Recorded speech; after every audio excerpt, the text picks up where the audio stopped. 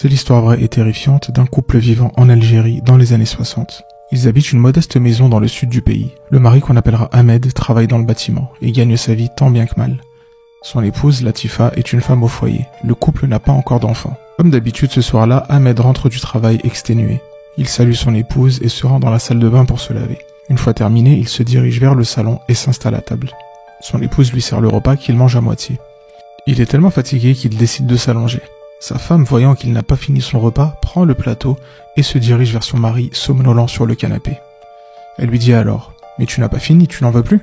Il répond sans ouvrir les yeux, en balayant de la main pour faire signe de débarrasser et en disant à voix haute « C'est bon merci, tu peux l'emmener ». À peine sa phrase terminée, le bruit fracassant du plateau en métal tombant sur le sol le fait sursauter de son canapé. Son cœur bat tellement fort qu'il pense qu'il va sortir de sa poitrine. Ahmed regarde de gauche à droite, cherchant sa femme qui était là il y a à peine une seconde et qui a disparu soudainement. Le plateau est sur le sol, avec de la nourriture et des morceaux de verre éparpillés partout. Il appelle Latifa qui ne répond pas. Il hurle de toutes ses forces, encore déboussolé et étourdi par son réveil brutal et ce bruit de cuivre qui résonne encore dans toute la pièce. Mais où est Latifa? Il se lève et la cherche dans toute la maison, en vain.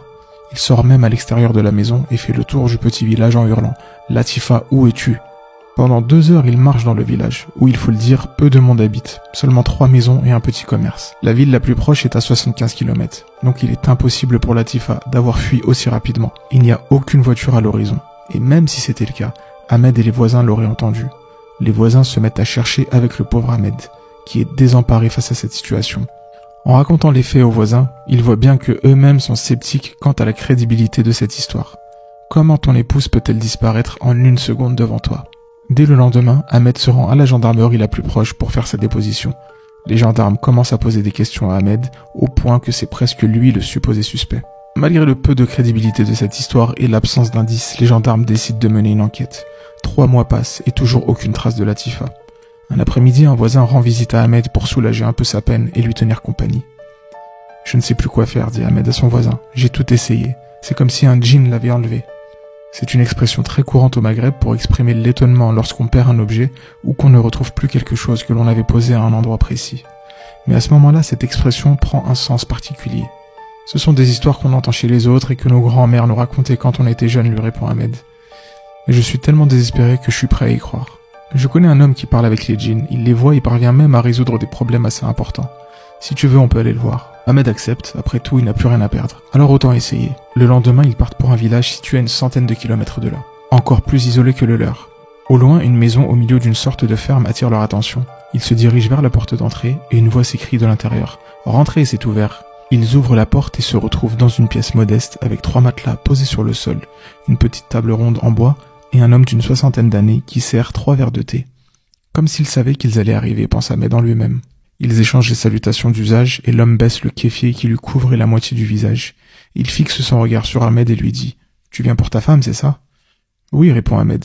« Mais comment tu sais ça ?»« Je sais beaucoup de choses, donc ne pose pas trop de questions et reviens demain avec le foulard de ta femme. » Ahmed lui dit « On a fait des kilomètres pour me dire de revenir demain avec un foulard. Tu te moques de moi ?»« Ne sois pas impatient. Demain nous aurons toutes les réponses. Reviens après le Maghreb. » Donc après le coucher du soleil.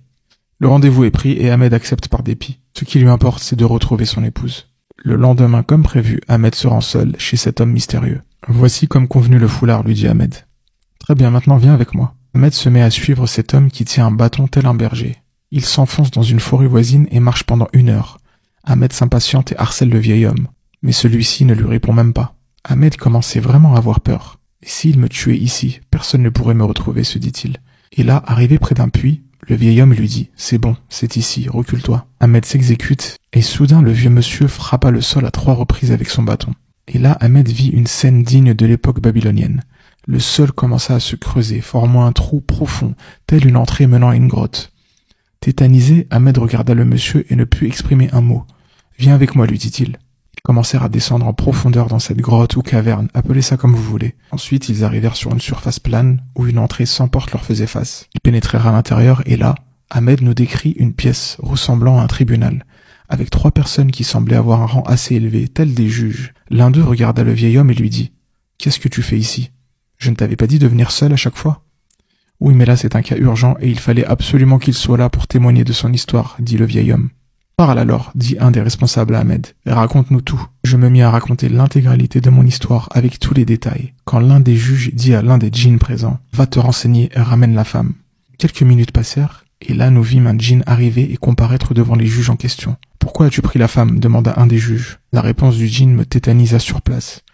Il dit, j'étais à côté de son épouse et il me fit signe de la main et me dit, j'en veux plus, tu peux prendre. Donc j'en ai profité, c'est lui qui m'a autorisé à la prendre. C'est faux, répondit Ahmed, je parlais de la nourriture. Ça suffit maintenant, dit le juge, rendez-lui sa femme.